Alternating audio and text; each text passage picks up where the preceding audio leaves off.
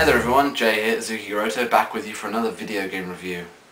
And this time I'm a little nervous because I'm going to be doing my favourite ever video game. Possibly the best one I've ever played, I'm going to put it like that. This video game I've spent countless hours enjoying over and over again. And it never ceases to surprise me with everything new I find with each playthrough. But my favourite video game ever. It's a game for the PlayStation 1, which I'm not sure if many of you will have heard of it, but it was Jade Cocoon. And Jade Cocoon is it's a monster capturing and raising kind of game. So if you're not interested in that kind of thing, turn this video off right now.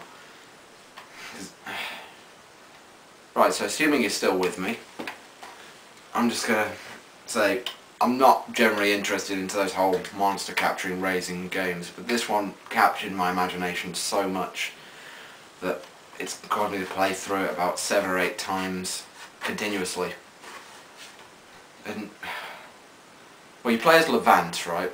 This is the plot overview, basically. Not many spoilers, but there's going to be a few. And the game starts off where you're due to be engaged to. You're due to be married to Mabu, a woman from your village, and she's a diviner of sorts. She divines the creatures that are captured within the cocoons and tames them so they can fight for you. And she performs all the rituals like merger and spinning them into silk so you can sell them for money and whatnot. But on the night of the engagement, Levant has a horrific dream where a masked man confronts him and almost kills him in one of these minion battles, and so he needs to be stronger and warns him of impending danger, to my recollection. And the following day, a group of creatures who'd long thought to be extinct, called the Onibubu, giant insect creatures, attack the village and send pretty much everyone into a deep slumber. The only people left awake are you, Levant, your wife, Mabu, and her grandmother, I think, or mother, and your mom. And your dad's gone missing in all of this, so he comes into it much later in the plot.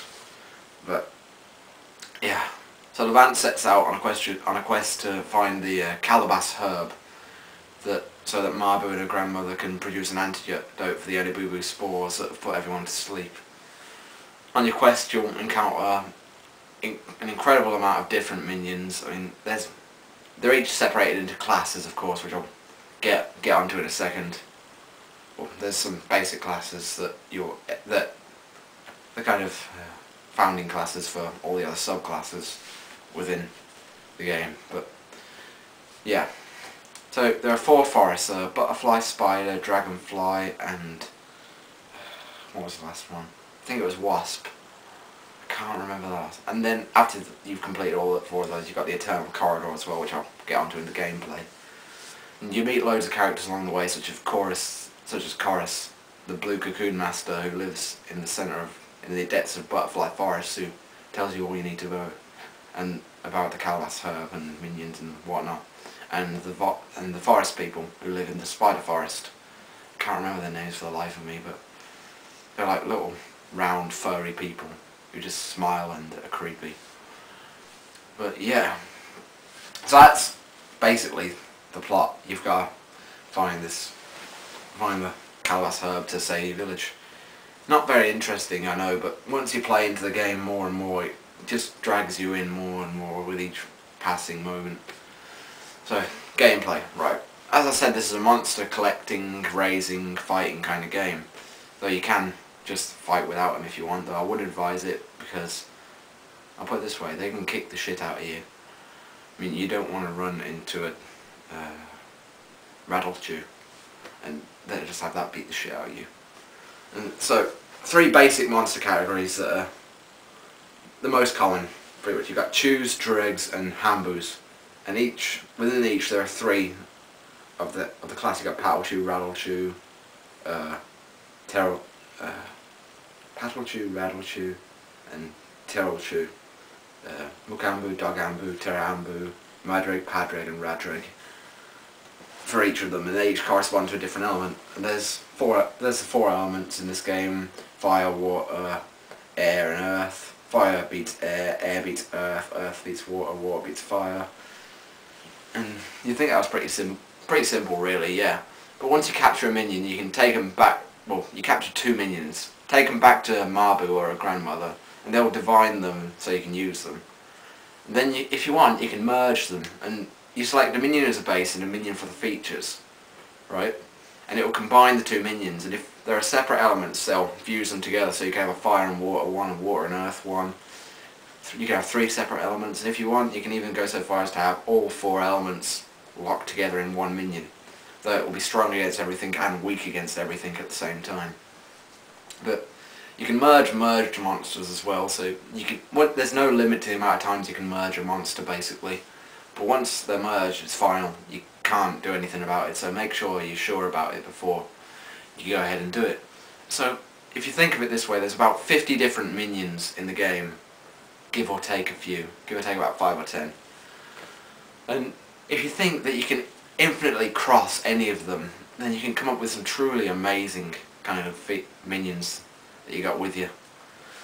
So, and what was I going to say?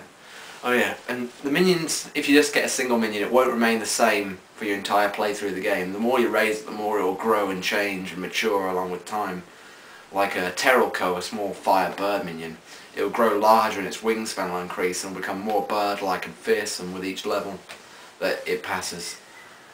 So that's another interesting feature and adds to the level of depth as well. And of course you've got your customization for Levant as well, with different armor, which actually has an effect on what your character looks like, which is quite, you know, unique for RPGs on the PlayStation 1. The combat. Right, combat is turn-based, but it's not random encounters. You'll actually see the monster you're fighting and you'll run up to it. There are certain scripted things that happen in the story, like the final fight against Kushidra, an all-element, random changing kind of minion, which I'm not going to spoil any more about, but it's fucking badass, and I'm not sure if you can make it or not, but I'm still going to try. Because after this review I'm going to go and play through this again. I think the campaign's about 6 or 7 hours, which is, again, good for a PS1 game. So combat, you got 4 options: attack, defend, magic, and run. Occasionally a 6th option, capture, if you're fighting another minion. And magic is split into the 4 categories of fire, water, air and earth again. And like I said, fire strong against air against earth, earth against water, blah blah blah. You got different kinds of magic: attacking, defense, and surround for when you're fighting more than one different enemy. And yeah, you just got your standard attacks, defenses and whatnot. Now, the most interesting part of the game, I think, the Eternal Corridor, which you get after you've beaten the game. The Eternal Corridor, as it says, is a never-ending stream of dungeons, if you will, with different minions and different boss minions at the end. And from defeating these boss minions, if you don't capture them, you acquire a skin which you can apply to your minion and change the colour of it to look like the boss minion that you just killed. And there are literally, this is where most of the enjoyment, it's where half of, I'd say, of the enjoyment of the game comes. Like, once you've beaten the campaign, you think, oh, is that it? Oh man, I've got to go back and do all that again now. Well, not quite like that. I mean, I was ecstatic to go over it again and look for shit I'd missed in the first time. But with the Eternal Corridor, you've got an extra layer of gameplay just to go on for however long you want. And it's brilliant for short burst sessions of play once you've beaten the game. I mean, I'm not really sure what else to say about this game. I mean, I just love it. I can't recommend it highly enough. Go out and buy this if you've got the chance. I mean, mine's in really good condition. No scratch marks or anything, but I take really good care of my games, I suppose. But yeah, so go out and buy this. But this was Jay Azuki-Roto reviewing Jade Cocoon for the PS1. Like I said, I can't recommend it highly enough. Go out. You should go out and get it, because it's bound to be cheap now. 2 or 3 quid off eBay, maximum. But yeah, so until next time, guys. Peace out. Something tells me time's not waiting.